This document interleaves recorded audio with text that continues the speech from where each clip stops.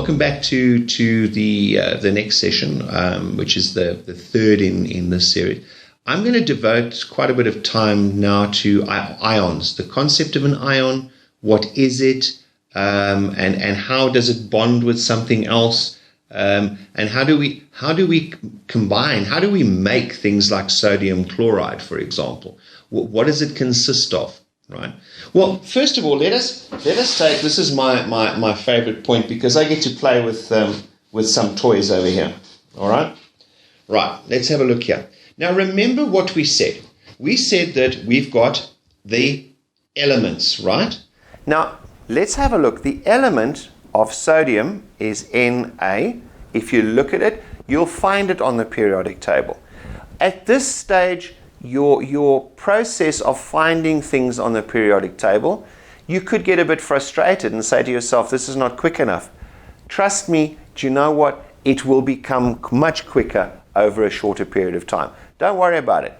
These are all new. Finding these things, discussing them, using them, when we get to the periods and things like that, you will be able to start picking them up a lot faster. The reason being is the bulk of the chemicals we're going to be talking about are the ones that you're going to be able to find easy. No, we don't, for example, use regularly indium or tellurium. We don't, right? We don't use wolfram, tungsten, osmium, iridium. We don't use those, okay? Cesium, francium, right? We definitely don't use lanthanides and actinides, right? That's not part of the work we're going to do. So 95%, you'll very soon find out where they are on the periodic table. So don't get confused or even worried at this stage. It does take time, right? So we've got sodium, right? We look at him and you will find him on the first row on the left, the first column on the left. Let me put it that way, okay? If you look at chlorine, you'll find chlorine one back, second down on the second from the last column on the right. So let's have a look. We've got sodium and chlorine. Here we go. Here's an atom of sodium and here's an atom of chlorine, right? Now what happens is that these guys here actually get together and bond, right?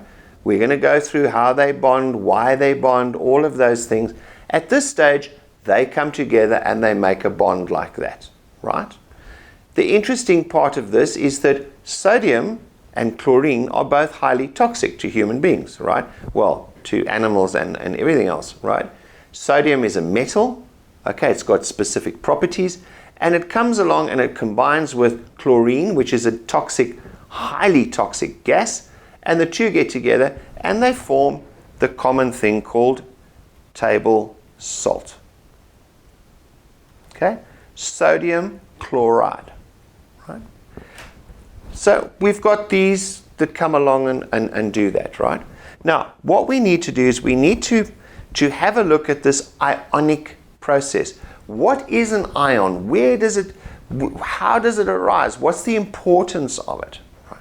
Now, if you look at your periodic table, okay, please look at column 1, right? It starts with hydrogen, goes down to lithium, sodium, potassium, rubidium, cesium, francium, okay? Goes down there. Let's just stop with potassium, right? So it goes hydrogen, lithium, sodium, potassium. If you look at that side, let us say that that is the +1. It's number 1, okay? Next to it, you've got beryllium, magnesium, calcium. I'm just going down with those three. That is number 2, right? Then it drops down. Let's leave that bit in the middle and go over to where it says boron, okay? The boron over there, underneath it is Al, which is aluminium. That we're going to call +3. And carbon is going to be sitting at number 4. Now we go right to the other side and we say helium, and is down there, and above him, yeah, we've got helium, okay, sitting over there. Then we've got neon, okay. Those we call 0. I'll get to the numbers. When you get given your periodic table, you put 1, 2, 3, and 4. 0 there, and then you count backwards, -1, -2, -3. So at nitrogen, oxygen, fluorine is that. All right?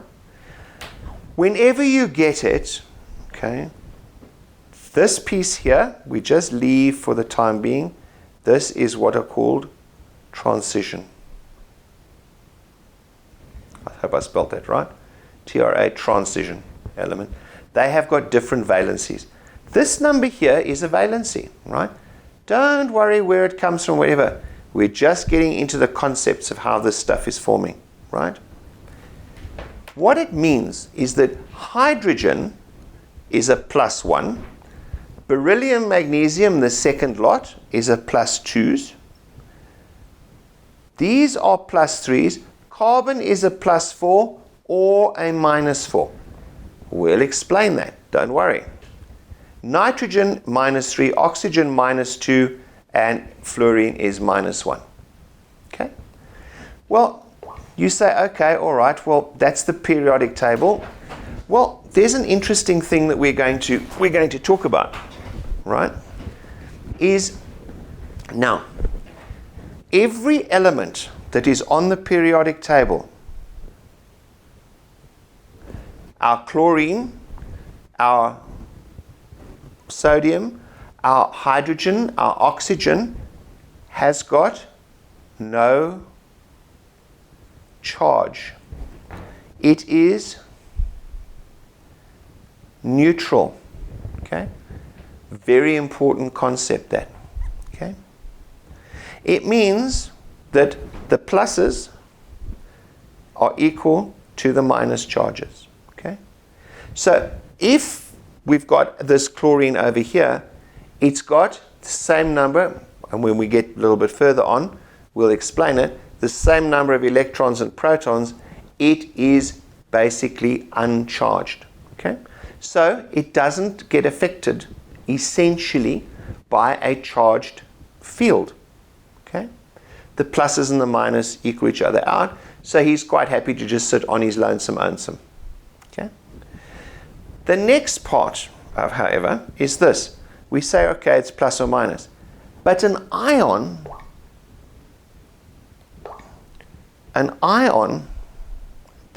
this chap here, okay, is a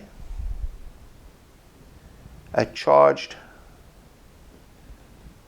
particle. It's a charged particle, right? Which means that we've now got sodium, and what did we say? Let's have a look. Where's sodium? It is under +1. Where is chlorine?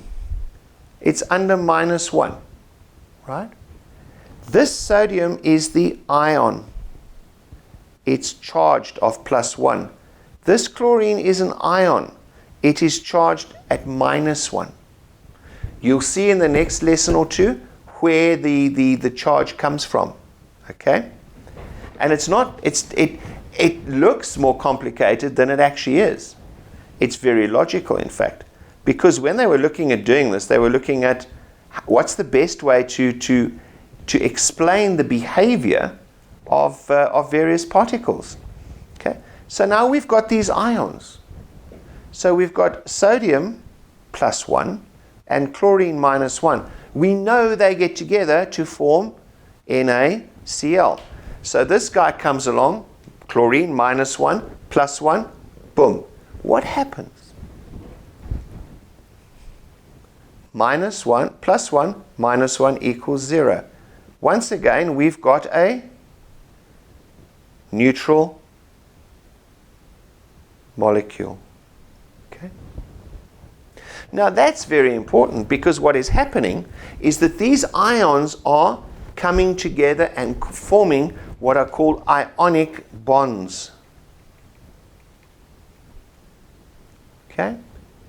They cancel each other out essentially. Right? Let's look at the cleaning material that's found in many of the brand names. Okay? Ammonia. That's the chemical symbol for ammonia, NH3. Well, let's have a look. Nitrogen. Now if you go back, let's look where it is. It's at 0, minus 1, minus 2, minus 3, isn't it? Let's go back, find it. Here we go. Okay. There we go. It's under the minus 3, right? So here we go. There it is.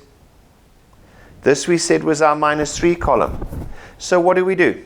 Well, we now go back and we say, right, okay. N was minus 3. What was hydrogen? Hydrogen was a plus 1. These two get together. So what happens here? Let me just let's say this is nitrogen. Nitrogen is a minus 3, right? In order to form this molecule over here, it has to have 0 charge. It has to be neutral. So I've got to have minus 3 plus 3 minus 1s, because that's minus 3 plus 3 plus 1s, my apologies, is equal to minus 3 plus 3, which is 0. It's uncharged.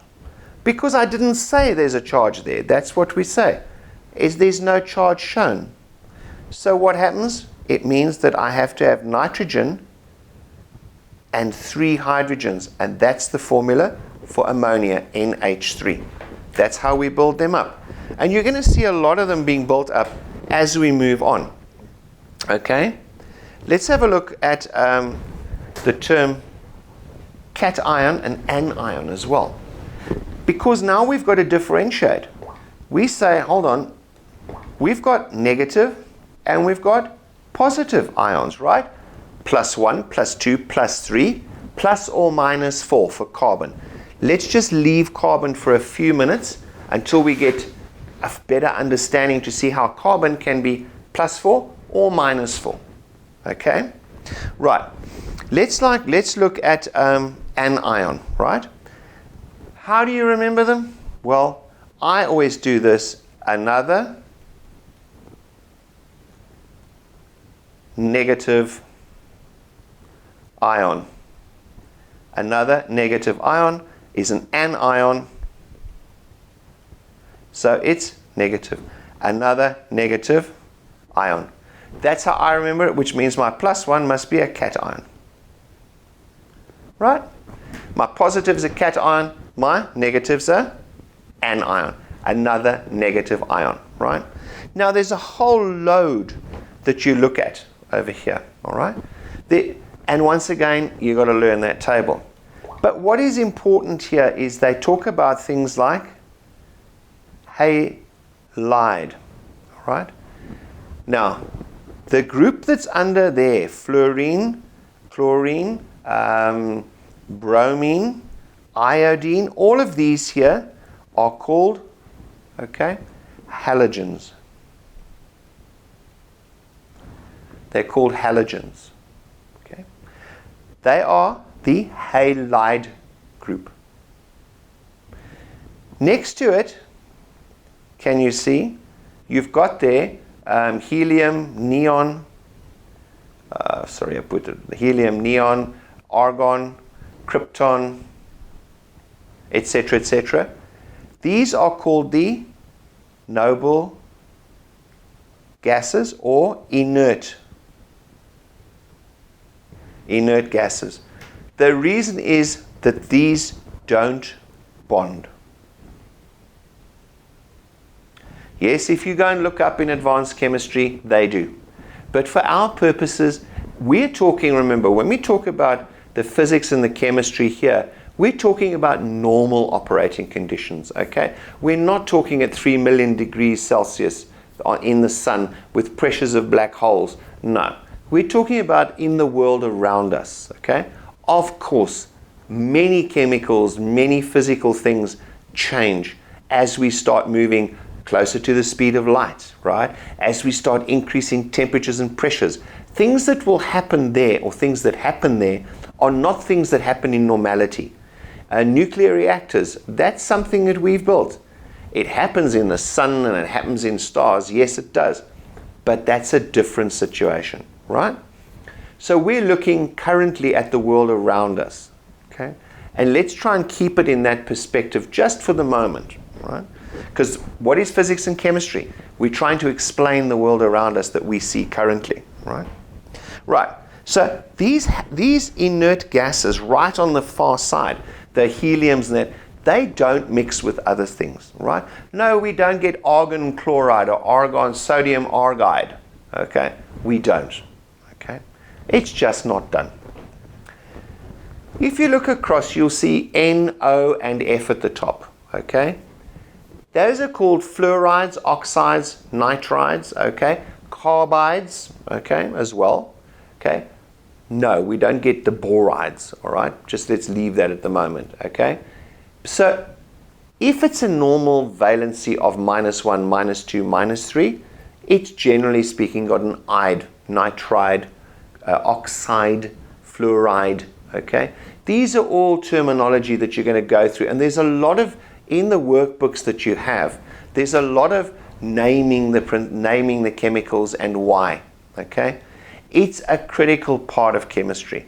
Where a lot of my students that I teach in grade 11, where they find difficulty is they thought that it was too simple and it was too easy in grade 10. This is not my observation, this is what they tell me. So please make sure that you have a good look and learn those. It's not so much, it might seem like a bit of a pain, but very quickly they actually start to commit to memory because you're using them on a continuous basis. We're going to use maybe 10 or 12, okay, in the whole syllabus at the end of the day, that are active chemicals that we're going to be working with on a continuous basis, all right? And these tables of ions are definitely one of them, okay? So let's just move along with this, all right? Now, okay, how do we put this all together, all right? Essentially, there's a whole process that we go through to put this lot together. What do?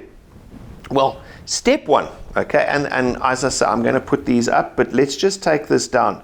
Step one, all right, is assume that each component forms an ion and the ending of a polyatomic ion. Let me just go back. I haven't gone through a polyatomic ion, have I? No, I haven't. Let's look, what is a polyatomic ion? The word poly means what? Many. Atomic, atoms. So it's an ion, which means it's a charged particle. I don't know, -2, all right, let's say. And it's got SO4. Poly, many atoms, sulfur and oxygen are together. There's another one, for example, let me turn back, dichromate, Cr2O7, and it's a -1, okay? It's a dichromate, 2 chromiums, Crs, right? It's on your periodic table in the middle of the metals down there, okay? You can find chromium, Cr, all right? Chrome plating is chromium. So these are polyatomic, many atoms, okay? Many atoms, polyatomic. Ions means they are charged, okay? Polyatomic, we could have, sodium chloride is polyatomic, but it is not an ion. It's a polyatomic molecule. It's 2 together, no charge, okay? It's not plus or minus. But these ions, these polyatomic ions, they are charged, okay? They've got charges. So that is a sulfate, okay? And it's a -2 charge, okay? So what we do is we say, right, step one, all right? We say, assume that each component forms an ion when we're putting them together, all right? So we can say it goes +1, -2, or whatever the case might be, all right? So we form the ion according to the number at the top, okay? Or the charge that is given in the table that you've downloaded and that you're studying, right? Right? We say always we put the metal on the left-hand side, and the other one, polyatomic, or not, on the right-hand side. All right? So it's copper sulfate. Okay? That's the process that we use. We put the metal and then we put the ion on the other side. That is why we write sodium chloride, not chloride of sodium. All right? This is just the rules that we use. Once again, it sounds kind of like more difficult than it is. You'll very quickly get used to it. All it is you put the metal, because have a look at your periodic table. Just let's have a look at the periodic table. You can see it looks something like this. I'm just going to draw it like that over there, and hydrogen stuck on the top there, okay, like so. And your helium up on that side, like that, right? Now, there we go. Okay, yeah, we've actually got 2 down there. Just trying to draw it a little more accurate. Okay, like that. Okay. Now, have a look.